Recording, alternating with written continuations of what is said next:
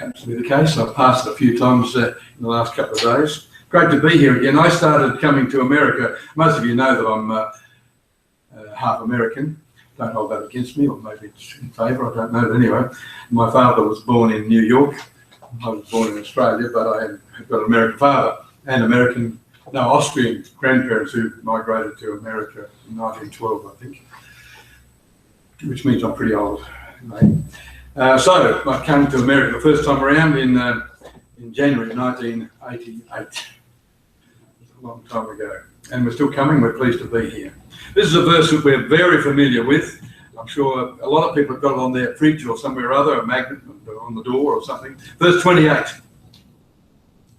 And we know that all things work together for good to them that love God, to them who are called according to his purpose. Now we know there are some provisos in this verse. We have to be those who are called appropriately of the Lord, baptized, spirit-filled, speaking in tongues people, wanting to go on with the things of the Lord, and we need to love the Lord, and because of that we're willing to do the things the Lord expects of us and are pleased to abide in the ways and principles of God. And then it says, given all of that, then we know, hopefully we do know, that all things work together for good. Now a lot of people I don't think quite get this right.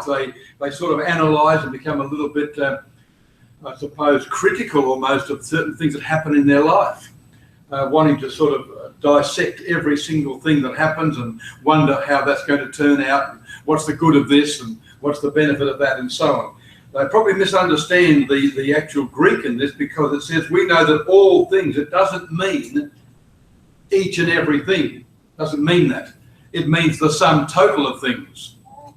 So in the Greek, it means the wholeness of.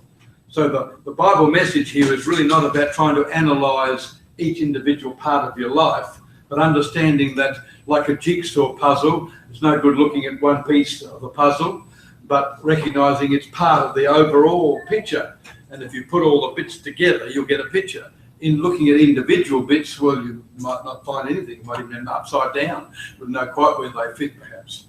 So it's really about God weaving the bits and pieces of our life together to bring about a good result.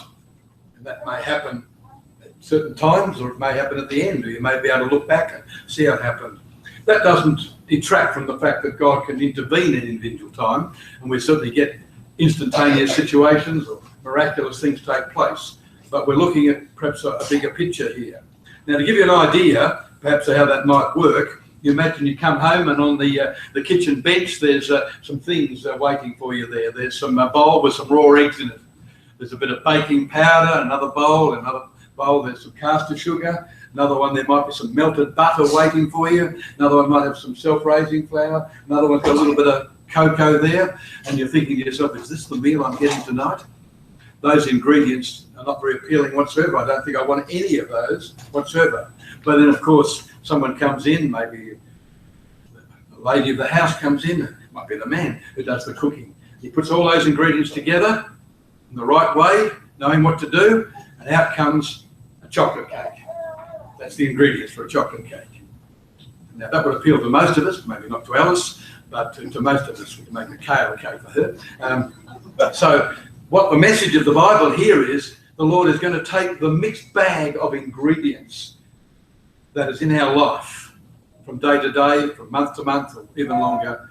And the master chef, God Almighty, is going to come along and mix those ingredients together to make it work for us, to bring a good result. Some of the individual ingredients wouldn't appeal to us.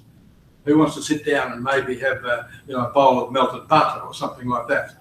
So not much appeal to the individual things. And that's what happens to us in life. There are many things that individually don't appeal to us. But the message of the Bible is that God is going to make something out of the sum total of those things, sooner or later.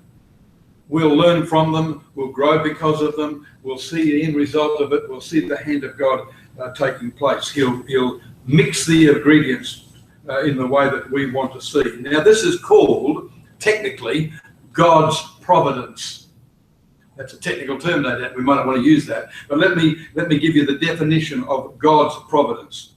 The continuous activity of God by which he preserves, governs, directs, all things to the ends he has chosen in his general plan.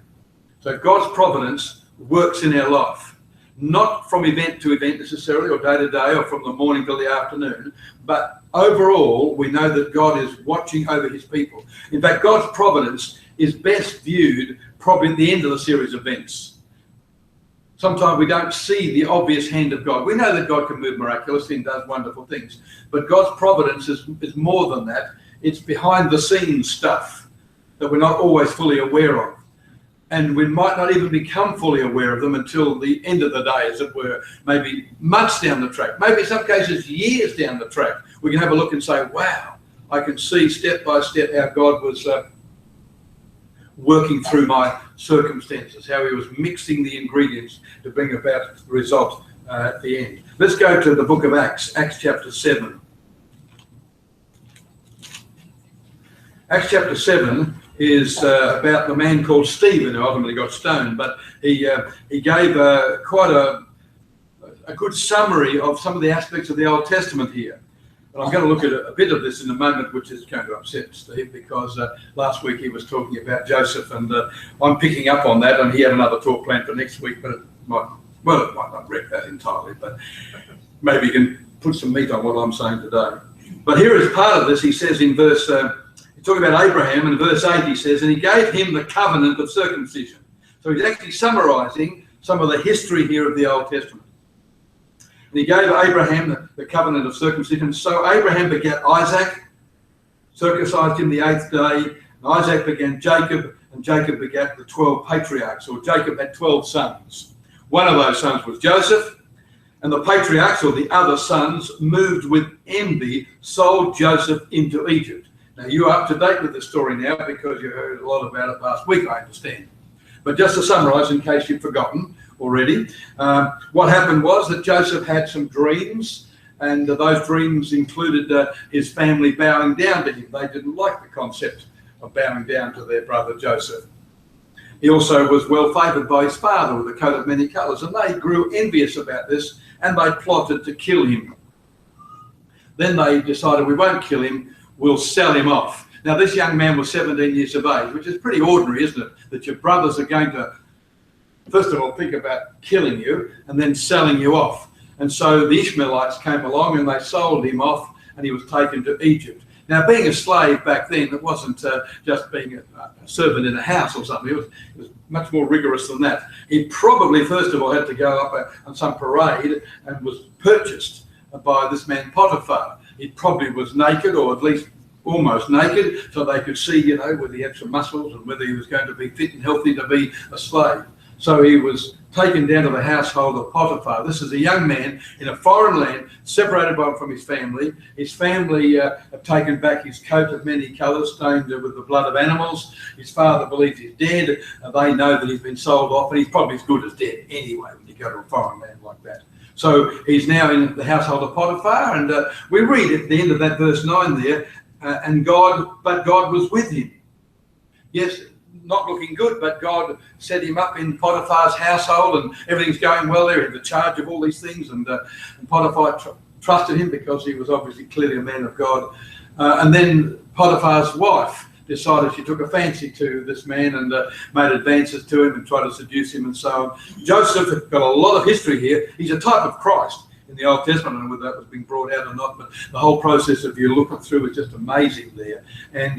And he stood firm and was righteous and fled from Potiphar, Mrs. Potiphar. And she grabbed his garment and took it to her husband and said, look, he tried to attack me and so on. And so he's thrown in prison. Didn't do anything wrong. Thrown in prison. And in prison, along came the baker and the butler, who were Pharaoh's people, and they were obviously in trouble. They were thrown in prison, and they had some dreams. The baker had a dream, the butler had a dream. The baker came to Joseph, and Joseph said, I'm sorry, you're done for. But to the butler, he said, you're going to get out, but when you do get out, remember me. And so when he got out of prison, he didn't remember Joseph whatsoever. So Joseph's lamenting in prison. He was probably sitting there thinking, oh, my chance has come now. The butler will get me out of here in a few days. But that disappeared. And so in due course, the Pharaoh had some dreams, and they did remember, oh yes, there was a man in prison called Joseph who interprets dreams. So they got him out, spruced him all up, gave him a bath, shaved him and so on, set him up to the Pharaoh and interpreted the dreams. The dreams were that there were going to be 7 good years in Egypt where they could grab all their food and agriculture and stuff and prepare themselves for 7 bad years of famine. And so they installed Joseph as 2IC in the land of Egypt. They got their silos built, they got their filled up with their grain and all the seed they needed and so on, and they were set up. In the meantime, back home, where Jacob's family was, where his father was and his brothers were, they experienced the famine too. And they had heard that, well, there was food in Egypt. Let's go down to Egypt. No, they didn't know about Joseph, of course. Let's go back to Genesis, chapter 45.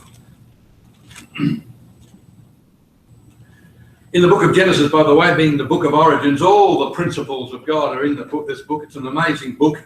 Maybe not the first book to read, but once you're established in the Lord, it's great to look back and see how God put in place the foundation for all his fundamentals.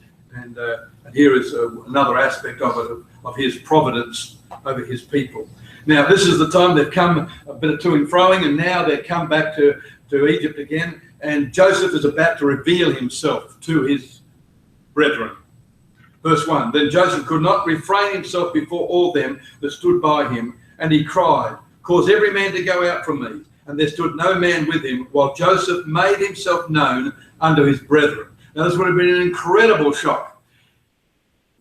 Why didn't they recognize him? Well, first of all, he's a lot older. It's 22 years later. So he's aged a bit. He's now dressed like an Egyptian. He's looking like an Egyptian. He's in the Egyptian household. He's the man in charge of Egypt. I mean, there's no reason for them to think, oh, this is our brother Joseph. That they never even gave it a moment's thought. He was the man they had to come down to and bow and scrape to, just as his dreams had indicated so earlier on. They had to be really kowtowing to him because they wanted food. And so they did all of that and were quite scared of him and so on, because he represented the authority of Egypt. And he wept aloud, Joseph, in verse 2. And the Egyptians in the house of Pharaoh heard. And Joseph said unto his brethren, I am Joseph. Doth my father yet live? And his brethren could not answer him, for they were troubled at his presence. In my margin it says, terrified. And I'm sure that was as strong a word as you could get to describe their position. How would you feel that suddenly this man's alive? The one they'd sold off. And 22 years later, under normal circumstances, he wouldn't have been alive. Slaves didn't survive that long. And Joseph said unto his brethren, come near to me, I pray you. And they came near, and he said, I am Joseph, your brother, whom you sold into Egypt. Now therefore be not grieved, nor angry with yourselves, that you sold me hither, for God did send me before you to go to preserve life. He was a godsend, as we say. Somebody that was obviously a wonderful opportunity situation for them. And that's what God did. And that's God's providence. God knew about all this, and he set all this up. Now, it's a strange way to set it up, and we would sit back here in our wonderful intellectual knowledge and so on and decide, well, maybe God could have done it some other way. But God chose this way to plan all this to preserve his people. He could have had things happen in their own land. He could have done something else. But this is a wonderful example of many examples in the Bible of God organizing this and bringing all things together for good, ultimately. For these 2 years, in verse 6, has the famine been in the land, and yet there are 5 years in which there shall neither be earing or ploughing nor harvest. And God sent me before you to preserve you a posterity in the earth, and to save your lives by a great deliverance. So now, it was not you that sent me hither, but God. And he hath made me a father to Pharaoh, or a governor to Pharaoh, and the lord of all his house, and a ruler throughout all the land of Egypt. So this was the situation that God had ordained to set up. This was God's providence working here. God's continual care over his people to look after them and take care of them. Verse 9, haste ye and go up to my father, and say unto him, thus saith my son Joseph, God hath made me lord over all Egypt. Come down unto me, tarry not.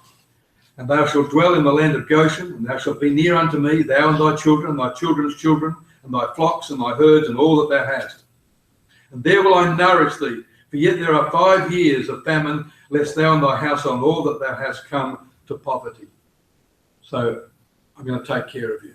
Just, of course, as we understand Jesus Christ is going to take care of us, and that's another part that Steve can add to. Chapter 50.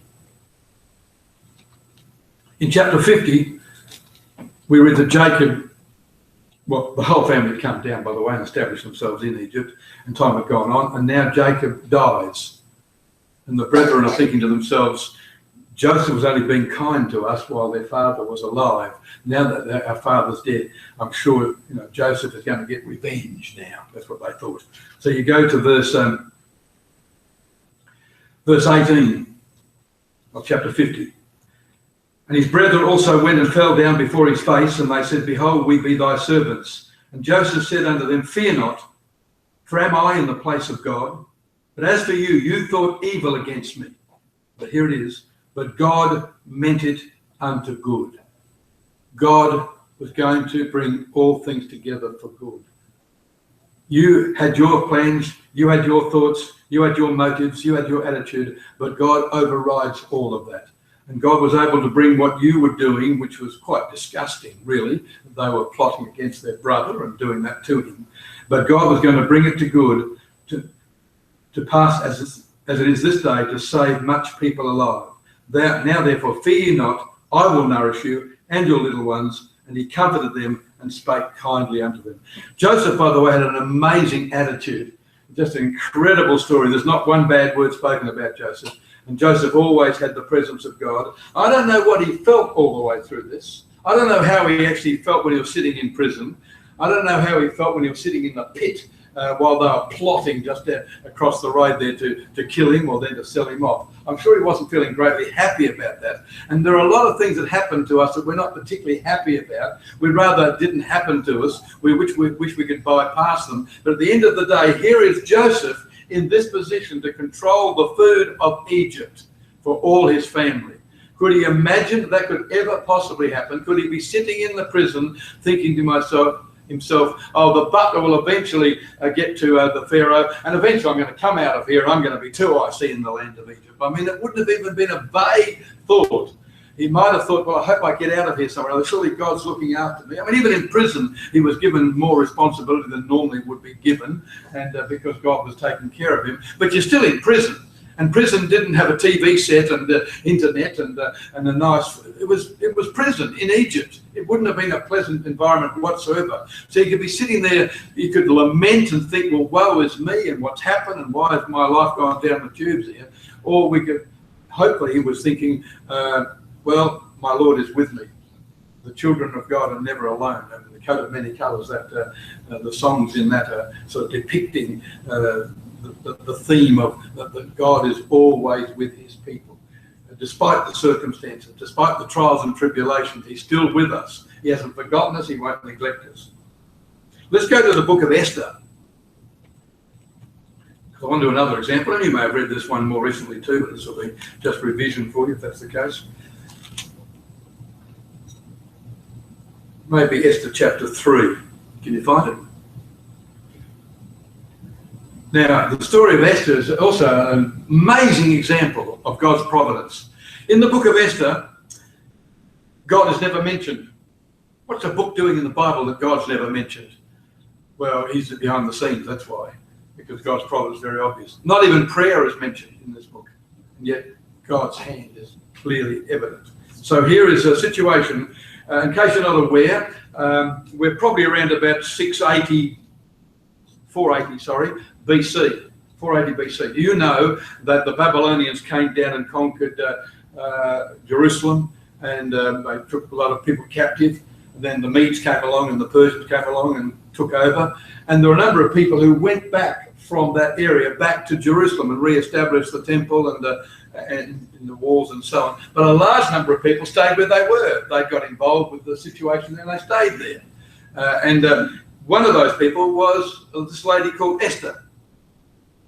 She stayed in that situation where she was in captivity to Persia.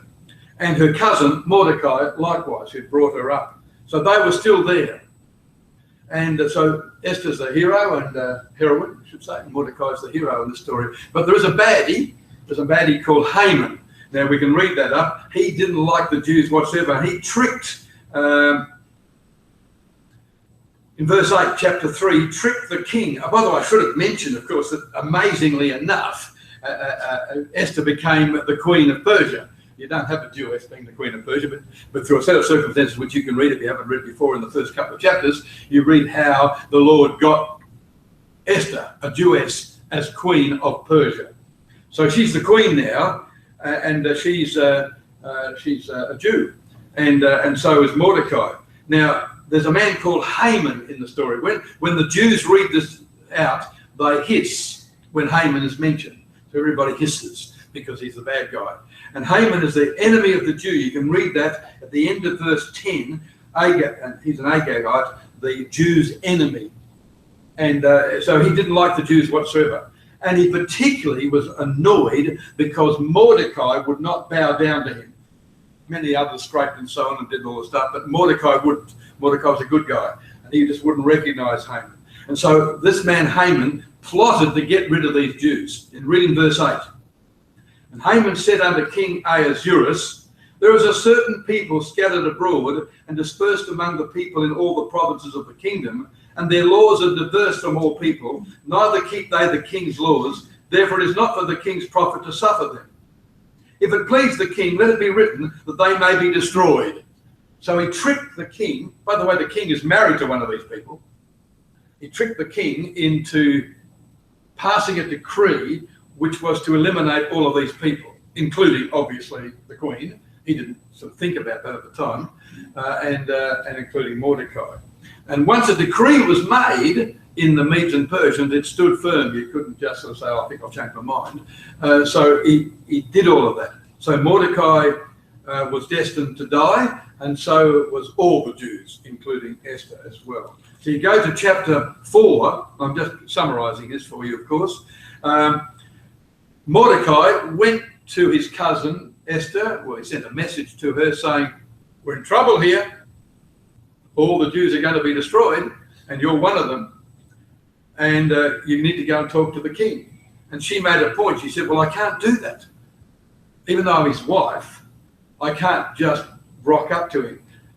Back then, if the king didn't summon his wife, she had to stay put wherever she was, you know. So he would hold out the royal scepter to her, and she would see that, and so she would come in. You see, that's the control that we've lost all of that, of course, over the years, but anyway, that was the control back then. So she was saying to Mordecai, well, I can't just go and talk to the king. He won't let me in. I'll get killed. The decree, the message of the Medes and Persians was if she did that, she would immediately have to be killed, wife or no. So, verse 13 of chapter 4. Then Mordecai commanded to answer Esther, think not with thyself that thou shalt escape in the king's house more than all the Jews. For if thou altogether holdest thy peace at this time, then there shall be an enlargement and deliverance arise to the Jews from another place. You see, Mordecai understood the process of God's providence. What he was saying to her, you know, these people can't be destroyed. They're God's people. And even though the decree is going out to destroy them, God's going to look after it somehow or other. Now, are you going to be in this, Esther? Are you going to be part of the deliverance? Because if you're not, well, he'll organize someone else. So think about that, Esther. God's going to save his people. Are you going to be part of the salvation, or are you going to let someone else do the job? So he reads on in halfway through verse 14, but thou and thy father's house shall be destroyed. And who knows whether thou art come to the kingdom for such a time as this? Who know whether all things are working together for good for this occasion, for this time? And despite the hardship and despite the fact that there's a decree to destroy us all, who knows whether God has set this up? Now, Mordecai didn't fully understand, but he knew there was God's providence. He knew Romans 8, verse 28, without really knowing it. He didn't know it hadn't been written yet. But he knew that somehow or other God was going to overshadow and mix the ingredients and produce a chocolate cake eventually. Then Esther, in verse 15, bade them return Mordecai this answer. Go, gather together all the Jews that are present in Shushan, and fast ye for me, and neither eat nor drink 3 days, night or day. I also and my maidens will fast likewise, and so will I go in unto the king, which is not according to the law, and if I perish, I perish. If I'm not allowed to, if he decides to have me killed, well, I'm killed. So Mordecai went his way and did according to all that Esther had commanded him. As it turns out, again, God moving, the king decided to hold out his scepter. She came in and he said, what do you want? She didn't tell him straight away what she wanted. She said, how about we organise a banquet and bring Haman in. Bring Haman in to the banquet. And then the next day, another banquet. And Haman's invited. Now, Haman is a big head. So we have now got Haman being invited to a banquet organised by the Queen of Persia. And who's going to be present there? The King of Persia. The King of Persia, the Queen of Persia, and Haman. I mean, this is big time. And he's really impressed about all of this. But as he goes out, impressed with all of this, really thinking how wonderful this is, there is Mordecai, who doesn't bow down to him. So he goes home to his wife and says, look, I've been invited to this banquet, but I'm really miserable. And he's sulking. And his wife says, well, don't sulk. Get rid of Mordecai. Get some gallows built tonight and get him hung on the gallows tomorrow. Simple as that. So he's feeling a bit better. So he organises a team to build these incredible gallows on this night, the night before the banquet. He couldn't sleep, obviously, so he goes to the palace really early and sits outside at the crack of dawn. So he's outside. This is the night that before the banquet, and the banquet is where Esther is going to appeal to the king, somehow or other not to destroy the Jews, of course. And it's the same night that Mordecai is now destined to die. Chapter 6. On that night could not the king sleep. And he commanded to bring the book of records of the Chronicles, and they were read before the king. So the king is restless. And this is the very night before the banquet. He's restless. Why was he restless? I don't know. He's the king. The banging going on with the gallows being built. The banquet's getting all set up. Haman's outside waiting while this is all happening, ready to come in and big shot himself and get rid of Mordecai and take over the place. And he couldn't sleep. Now, there's a little incident that took place earlier on. Mordecai, earlier on in the book, happened to overhear a couple of people plotting to kill the king. And he reported that. And these two were arrested and dealt with, and the king was spared. And that little incident was a paragraph in the Chronicles, written in the Chronicles. Now, the Chronicles are probably this thick because the Medes and Persians had a lot of exploits. And so this was a little paragraph. And the king on that night decides, I want you to read from the Chronicles. They could have read from anywhere. When they overtook the Babylonians, when they'd done this and done that, all the things that they achieved and so on. But what was read was this little bit, as it turns out. He didn't want to read anything else. He just wanted to read. And we read this in verse 2. And it was found written that Mordecai told of Bigthana and Teresh, which sounds like a couple of Persian mafia, two of the king's chamberlains, the keepers of the door, who sought to lay hand or to kill King Ahasuerus. And the king said, what honour and dignity have been done to Mordecai for this? This is the death's door here. This is the last minute. This is 2 seconds away almost from the whole process just falling apart. Mordecai hanging over there and Jews being destroyed and all the rest of it. Well, on that particular thing, he says to Haman, he says to the person they're reading it, what have we done? What honour have we just bestowed upon Mordecai? Then said the king's servants that ministered unto him, we haven't done anything. And the king said, who's in the court?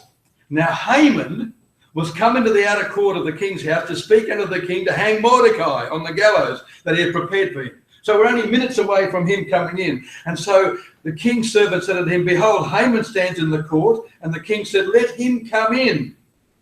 So Haman came in, and the king said unto him, what shall be done unto the man whom the king delights to honour? Now Haman, of course, is a big head. And we read, now Haman thought in his heart, to whom would the king delight to do honour more than to myself? What a big head. So he then says, okay, he's thinking it's for himself, so he's now worked out the best possible arrangements. I mean, he'd have a helicopter coming down, there'd be red carpets, there'd be a ticker tape parade, there'd be all sorts of things happening here. So he's organised all of this for himself, and then the king says, okay, go and bestow it upon Mordecai. Well, as they say, Haman was Mordecai'd. So in the end, what happened? I won't do much more to it. Chapter 7 and verse 10. So they hanged Haman on the gallows that he prepared for Mordecai. Then was the king's wrath pacified. And then you go to chapter 10. Chapter 10 and verse 3. Chapter 10 and verse 3. For Mordecai the Jew was next unto King Ahasuerus, and great amongst the Jews, and accepted of the multitude of his brethren, seeking the wealth of his people and speaking peace to all his seed. What amazing.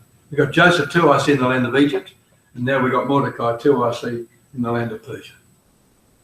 We have God's people being spared because of a famine, and now we've got God's people being spared because of an enemy going to destroy them. That's God's providence. That's how it works. God's name wasn't even mentioned in those 10 chapters. Not mentioned. But are we doubting that God was present? Are we doubting that somehow or other God didn't get Esther to be queen of all? He had a parade of women, and he picked Esther. I mean, maybe she was beautiful, no doubt, but I'm sure God made sure that Esther was going to be queen. And I'm sure he made Mordecai over here, big farmer, or whatever his name was, and the other mafia person plotting, and report that. I'm sure he made the king not very restful that night, and sleepless, and sick of his Phantom comics and Mickey Mouse comics or whatever he had, and wanted to read the Chronicles and open up the page at the right spot, and put it in the king's heart to put an honour upon Mordecai. Why didn't they honour Mordecai before this?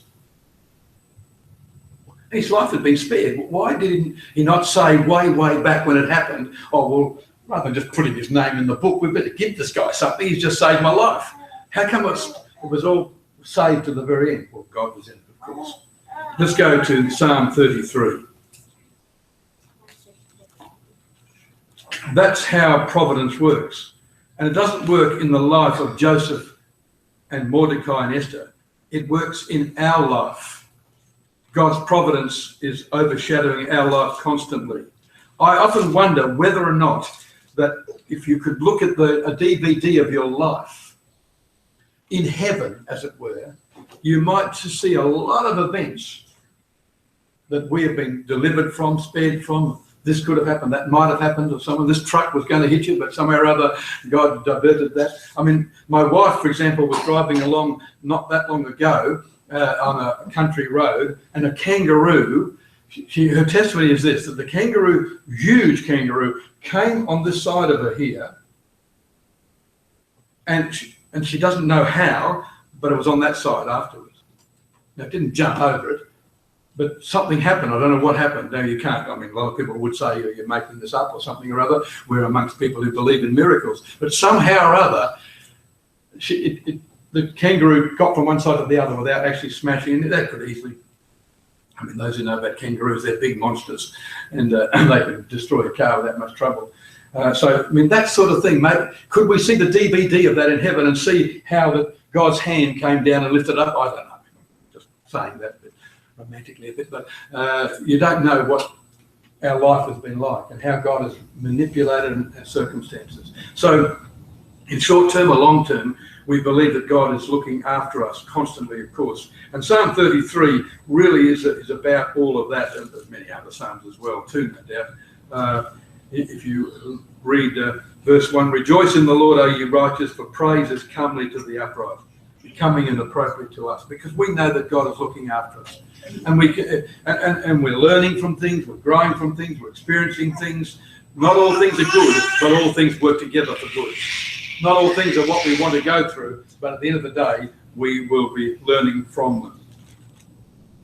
I don't know how much we need to read of all of this. Verse 2, praise the Lord with a harp, sing unto him with psaltery and an instrument of 10 strings and so on. Lots of different things we could read there perhaps. Verse 11, the counsel of the Lord stands forever, the thoughts of his heart to all generations. Blessed is the nation whose God is the Lord, and the people whom he hath chosen for his own inheritance. Now we are a blessed people, and we know he's watching over us. In verse 18, behold, the eye of the Lord is upon them that fear him, upon them that hope in his mercy, to deliver their soul from death and to keep them alive in famine. There is Esther and Joseph being highlighted there. Esther and the situation there was death because of Haman, and famine was going to kill them in Egypt, but God's providence prevailed, and they were well and truly looked after. Let's, for sake of time, duck over to Psalm 37.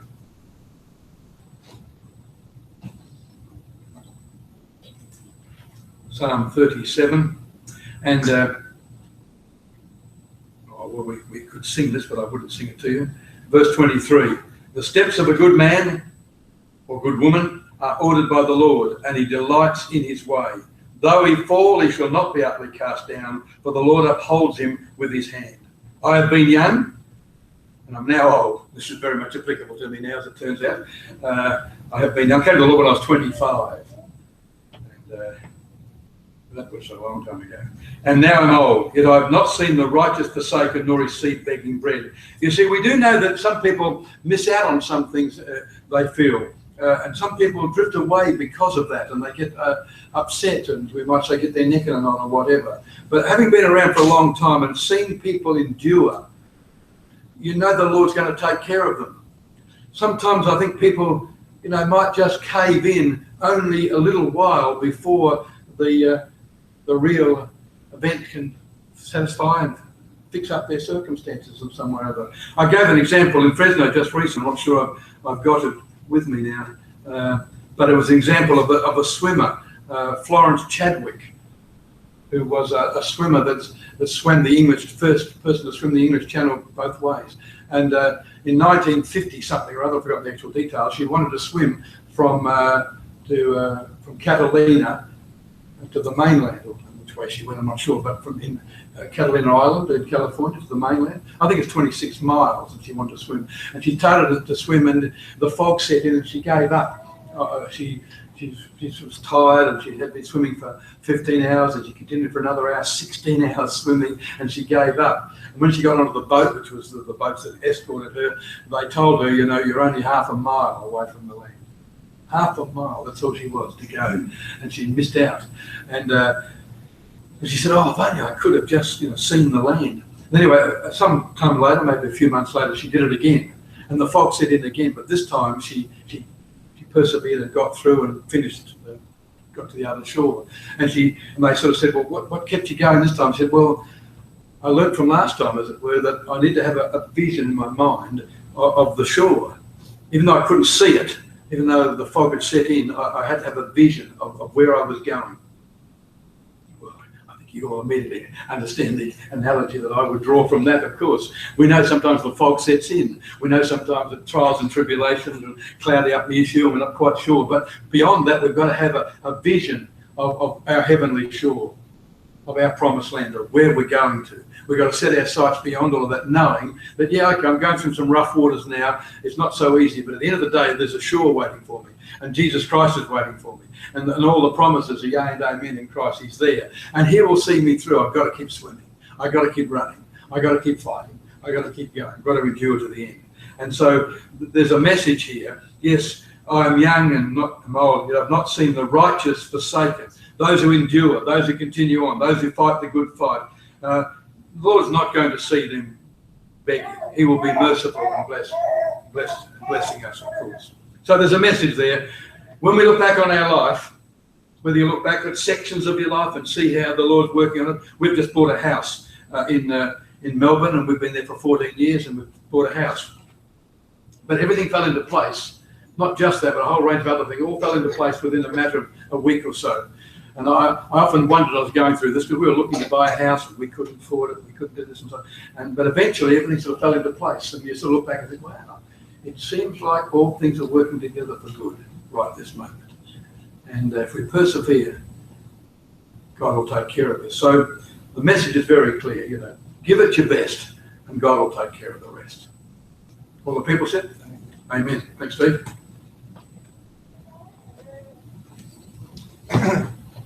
Yes, praise the Lord. Fantastic.